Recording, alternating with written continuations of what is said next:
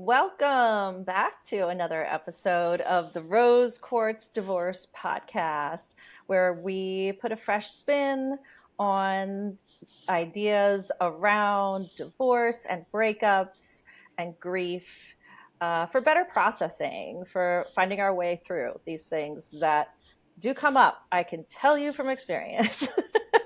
My name is Diana D'Amato, and I am here as your divorce doula. I am also a mom, an entrepreneur endlessly, as the universe continues to remind me. And I'm also a yoga teacher, meditation teacher. Those are things that are just my absolute passions. Dog mom as well, and lover of many things. So I'm happy to be here with my co-host. Peace, everyone. Steve and Brice here on your screen. I am a liberator, an entrepreneur, a father, and a friend, and I am just delighted to be in this space with my teacher, Diana. It's I just love when you say that to me so much. I have to say, as a yoga teacher, I spent decades like feeling uncomfortable when people called me teacher.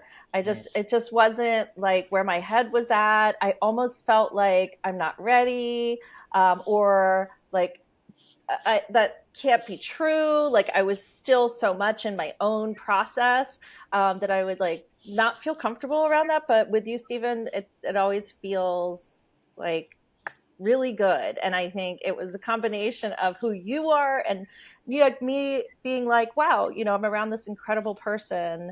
And if he sees me like that, there's like, I'm ready then. I'm ready. It's almost like the opposite of like when the student is ready, the teacher will appear. Yeah, yeah, It's like, I wasn't ready, but I am now. And I think that speaks to a lot of, growth. And my growth has always been pretty messy, as anyone who knows me can attest to. But it's real. I am, I put it out there.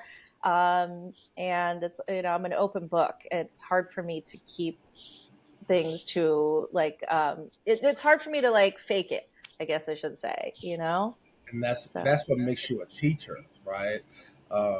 It life is very complicated and messy, and it's in, so what sets you apart from someone else who goes through a complicated, messy, quote unquote life is your willingness to be transparent and to invite folks to walk alongside you, to learn from you, right? And so you have something to say, you have something to share, and that's what makes you a mentor, a teacher, right? And you know the chaos that I was in Q1, Q2, and I asked you, how can we get out of this mess? And you not only related to me as an entrepreneur, but you also provided for me as an entrepreneur because you've been there and someone else had to walk alongside you, provide for you, and you reciprocated that to me. And so I think those are some of the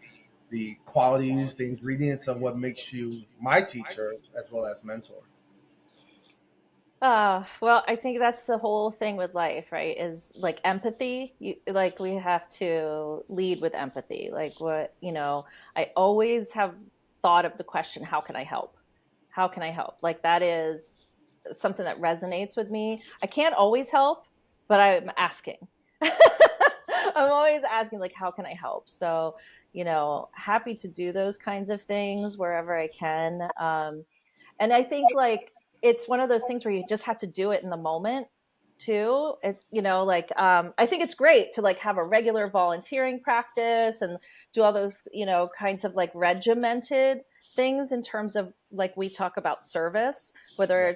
it's, showing up to teach a class or it's showing up to volunteer a shift somewhere or anything like that. But I think also like being spontaneous in the moment with those kinds of things. Like I know, like just if I see somebody on the road, I definitely am the kind of person who has food in my car all the time. I'm always, sorry, but I like to snack while I eat. And I like, that always makes me feel good, like to be able to give food to somebody. And like sometimes it'll be like it's something I just got. Like I was just thinking, I bought this like pistachio muffin on a whim one day, and then like the I drove away, and then like right away there was somebody asking for food, and it was like goodbye pistachio muffin that like I thought I wanted to taste. Didn't matter, like just pass that on. But like be spontaneous in the moment, or like my kid. Like last night she was like, Mom, oh my God, she was reading this thing on her phone. She's like, can we send $5 to this guy? He's like trying to rebuild his life for his son and him. And, he's about to get evicted and all this stuff. And there was like a GoFundMe, and I just thought that was so sweet that she was like, can we send this? Like, he's going to get evicted. And we read through the thing. It was a legit GoFundMe. And yeah, we went ahead and sent the guy $20. And like I like that kind of giving For sure. that feels good, because things are happening all around us, and things get messy for everybody, Yeah, like that guy that is raising a son and like thinking about getting evicted, and like that we like in some way we've all been there, even for if you sure. have a ton of money, For you sure. know in some way you have felt that fear of ending up on a cot in a flop house with nothing and nobody, like there's something like For sure. For sure. And I think, like you mentioned, right? Whether you have a lot of money or not, no one is exempt from either hitting rock bottom, or almost reaching rock bottom. Right? Things happen. Life happens to everyone, and so I think it's important that, as you mentioned, that we practice empathy and lean into that, because it will lead us to do spontaneous things like give or show up for people, even when we may not think that we have what we need to provide. That impulse is, I think, will make the world a better place in the context of showing up for one another.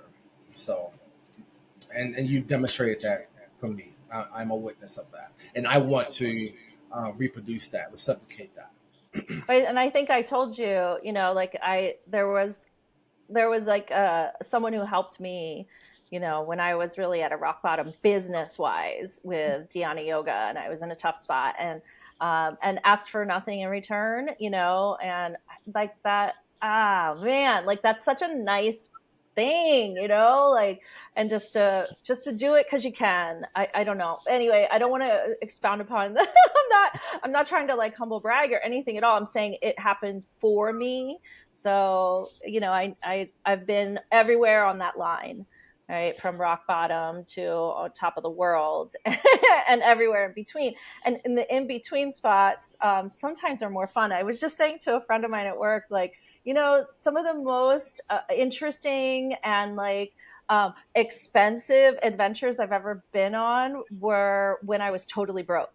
Like somehow, like when you're when you're broke and you're traveling, or when you're broke with your friends, like somehow, like you sometimes end up at that like fancy party, or you end up in a limo, or you end up, I don't know, you just end up like you know having having the best time ever when And you're broke. It's not about the money. Somehow the money comes and the money goes, but it's a like staying in it.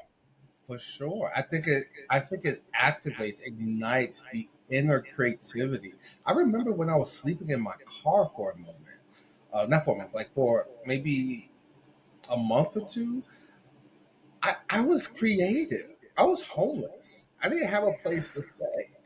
Right. So I took out a membership at the YMCA, and I would go there, work out, then take a shower. I had my stuff in a storage unit. I would find, new neighborhoods to park my car and sleep.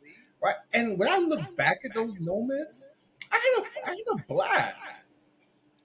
I know it's weird. It's so weird to say, but it's so true. I mean, and, thank God we got through those moments For safely, sure. unharmed. Like, there's definitely like a lot of things that could go sideways when For you're in sure. those vulnerable places. But like, I mean, thank you. Whatever spirits, guides, and angels protected us, so that we can now look back on those things and say like, okay, all right, like, made it through and got something out of it. For Yeah, sure. For yeah. sure. And that's the thing with me, I think, being a woman of a certain age now and looking back on how, and I mean, I'll say it, about myself, about how messy I've been. I also think it's a lot of creativity. Like you said, like I have constant ideas like oozing out of me, like things that I want to do all the time, things that I want to try, places I want to go, all that kind of stuff. But I think too, I look back on that messiness, and first of all, not alone. I think maybe I'm not as good at hiding my messiness as some people. And second of all, I think like it was part of like how I grew, right? It's like how I learned, how I processed things in the moment, instead of hanging on to it for a really long time. And I will say one of the messiest parts of my life path, has been my romantic life, my dating life. Tell me more. And yeah, I mean, I just, ain't no particular sign I'm more compatible with. Like, I just like been in it. Give me one story. This sounds juicy. Give me one story. I mean, I think I could give you a couple stories, but it's like I I was definitely a person who, there were very few times where I chose who I was going to be with.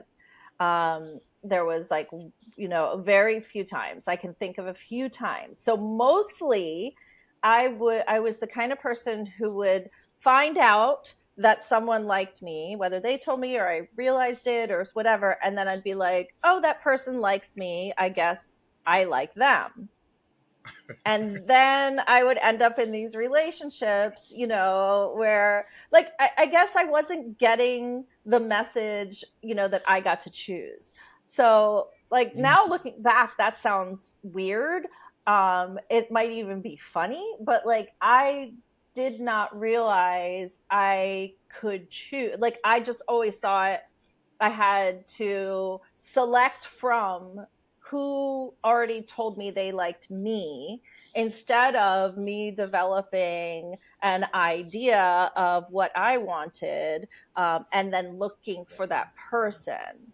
And so, yeah, I was very much limiting myself, and so therefore, it could have been anyone. I mean, I've dated like, you know all kinds of people, but like, and there's no through line with any of them. I think you could line them all up and find nothing in common. Yeah, yeah. So, and part of that is like my own malleability and curiosity, and ability to like, I don't know. I've always, I think because I grew up with a narcissistic parent, I am able to sort of pacify, different types of, expressions. So, and instead of like establishing my own self in the relationship, I will more likely, work around the person's self. So what do you think of all that? Like how? I'm more curious, and I know we had a totally different agenda, but I think we should stay right here. This is Oh this is boy. Okay. so. So there's a number of questions I have, but my first question will be, what what what in your life shaped you to limit yourself, to use your words, to the groups of individuals that liked you, and you thought to yourself, "This is the only options I have." Well, like, where did that come from? So I think I had really low self confidence. I was never like taught to lead with like my looks or anything like that. So like I couldn't count on that. And I also, maybe people can relate. I am the child of an outrageously gorgeous mother.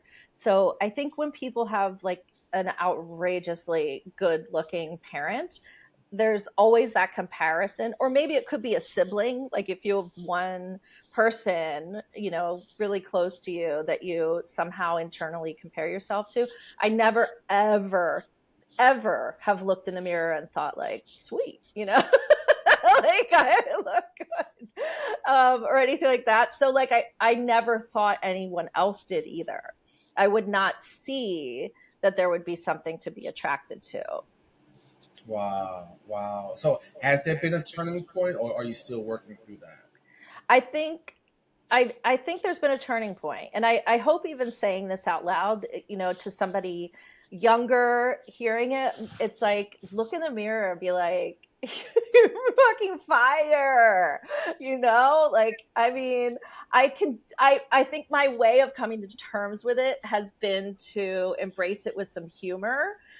Because I'm so much older now, and it's like I look back at pictures of myself and I was like, holy shit. Like, I'm sorry to be cursing so much, but I had something going on and like I had no idea. No idea. And I think a lot of us might look back and think the same thing. Like, damn, I didn't even realize I looked good. I didn't even like take advantage of that. Like, you know, and maybe it's like God's way of keeping me humble or something that, you know, that I didn't know. I might have been an even bigger mess if I had thought otherwise, but Or not? um, or not, yeah, or I might have been more confident, you know. But there were definitely a lot of things in the way I was raised that, you know, I just was almost like embarrassed of my looks more than Mhm. anything. And as much as I was taught that like looks weren't important, it seemed like in the world they were. Yeah. And so, due to the turning point, has that influenced your parenting? How you might engage, your child?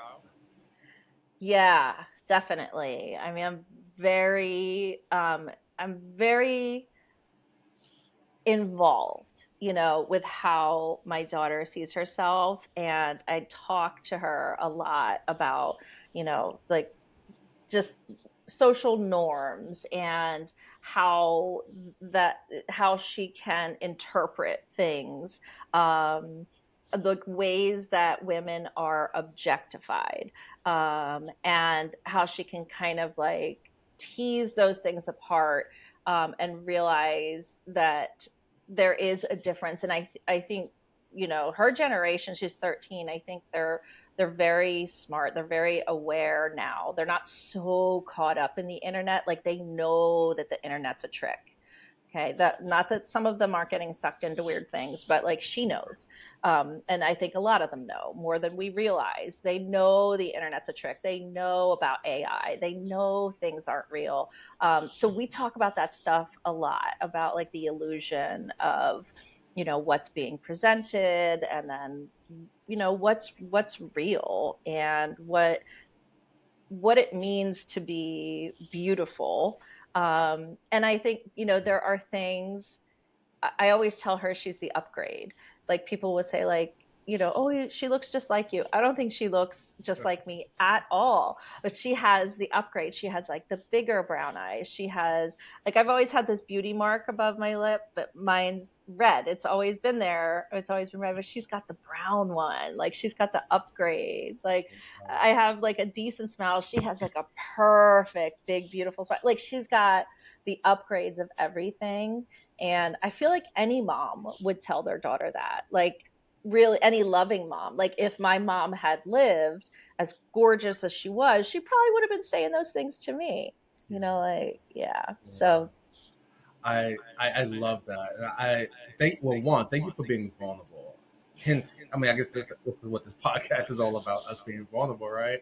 Mm. But thank you, for that. Seems like that's more of a sensitive area in your life, and I just want to just highlight that, if it is, and say thank you for being super vulnerable and sharing how that shapes your your dating life and your parenting and things like that. And it reminds me of something that I do that my sometimes my kids get annoyed with. We do affirmations every time we're connected, and but when I'm there in person with them, I will have them stand in front of the mirror and say them. And some of Wow. the affirmations are "I am handsome" or "I am beautiful." Like look at yourself in the mirror and say that to yourself, right?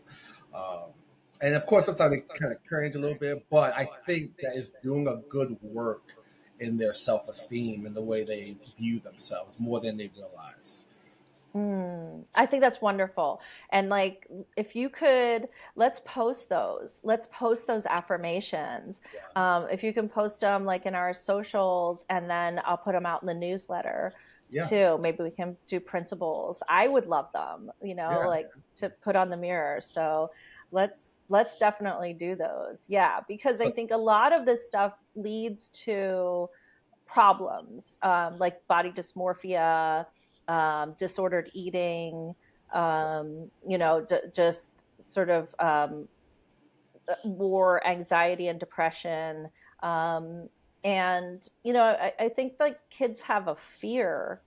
Kids, and when I say kids, I mean anyone younger than me, um, have a fear of not looking right, where we're all doing so many things now to sort of keep aging at bay.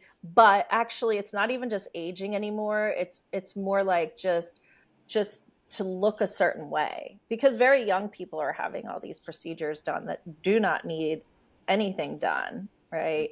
That maybe, oh God, I just realized something. So you know how I was saying like how I would look back at pictures of myself and not realize like that I looked great, that I was pretty or anything like that. Like imagine if you look back at pictures and it's not even your face anymore. Like if your pictures at 18, 19, 20, those ones that I look back at and go, wow, like no makeup, no nothing on the beach. But what if it wasn't even your nose anymore? Or it wasn't, or your face was filled with something else? Or, you know, like they're not even going to have the opportunity to look back. Yikes. wow,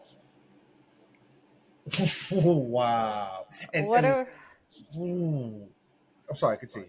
I mean, what are we stealing from ourselves? Is what I was thinking. Wow. See, this is what I'm talking about. You're a teacher. You see what you're doing right now? You're dropping these gems out of nowhere. And to our listeners, this is not a critique to those who might want cosmetic um, Uh, surgery done, but I think this is very important for us to think about, right? When we look back at over the years, the images, the videos, the pictures of our lives, who will we see? Will we recognize the person that we're looking at? Are we mm, robbing ourselves of seeing the beauty, the uniqueness that was us at one point? Wow. yeah, I know. And there's things I've done, like physically, um, nothing on my face that I could point out, but I have like tons of tattoos and stuff that I'm like, what the hell? And like, like, I gotta get rid of them. I got piercings. Like, I have like a belly button piercing that I thought was so cool. And then when I had the baby, when you have a C-section, they take out all your jewelry. They take it all away. They can't have metal in the operating room. So they took my nose ring out. They took my belly ring out. They took my earrings out. Everything goes. And I never put it back in. So like even that, I'm like, what? And that's so minor. It's so minor. But like I feel like a lot of us have these like weird regrets. But now it looks like I have two belly buttons, It's like real cool. But luckily I'm not in my belly shirt era anymore. So No one else has to know but me. But I am an advocate for doing whatever you want to do to feel better. Like I would love to have like my teeth whitened and my bottom teeth straight. Like I would love to have my nose fixed, like perfect. Like we all kind of play with these ideas, but I have had my eyebrows tattooed. I can tell you that because as a woman of a certain age, they just go away.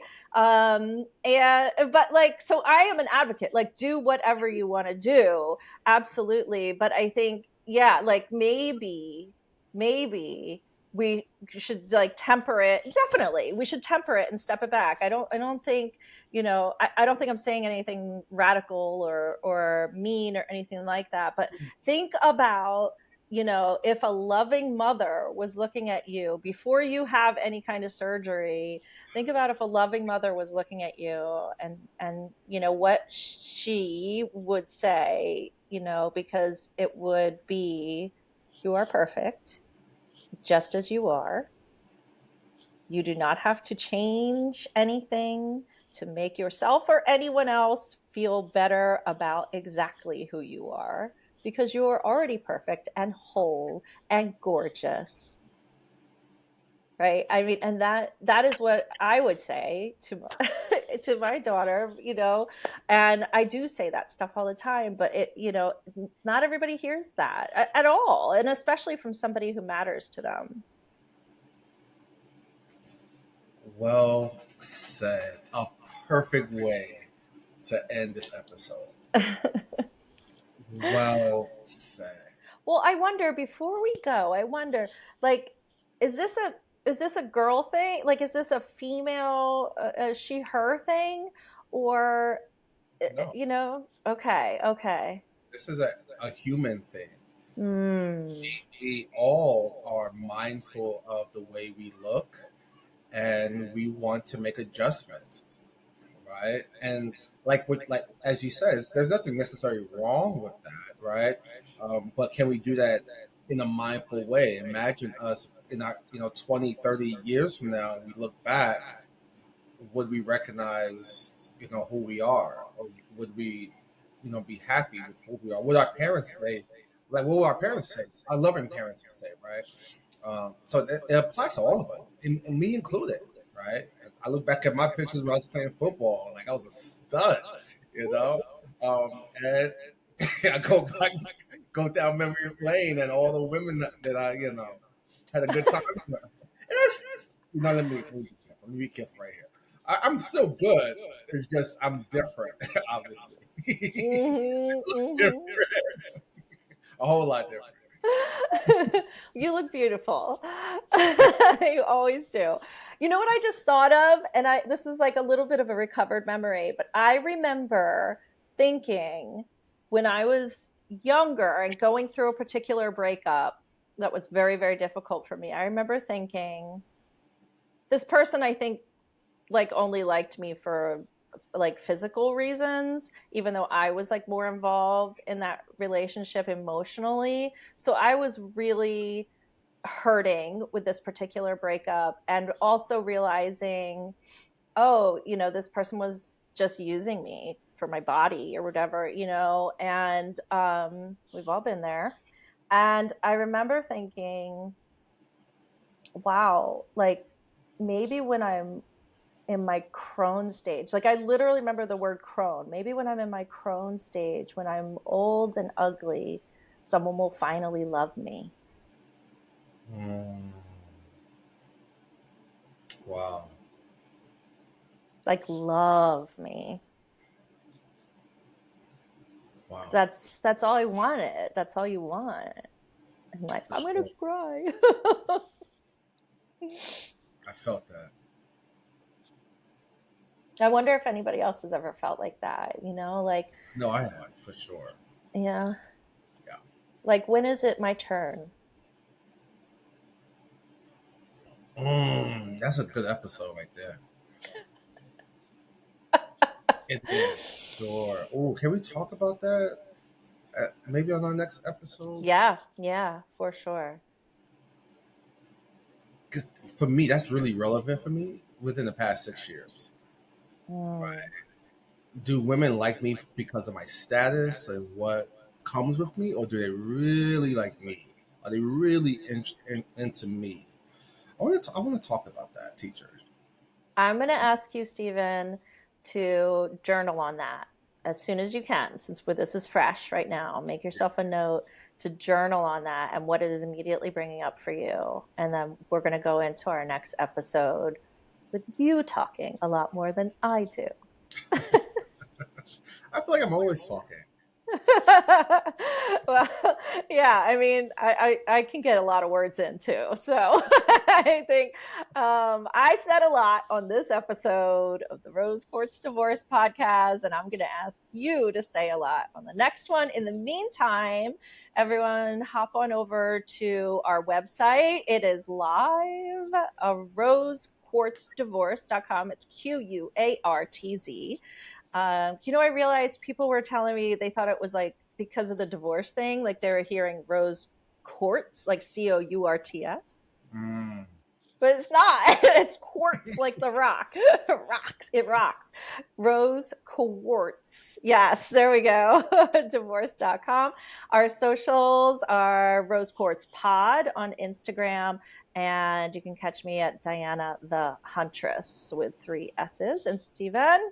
You can catch me at Stephen J. Brice. Stephen with a V, Brice with an I. And thank you to our friend Joshua Bright for the music. And I think that's it for today. Everybody keep on being your perfect, beautiful self. Love Please. ya. For a better world. Bye. Ciao.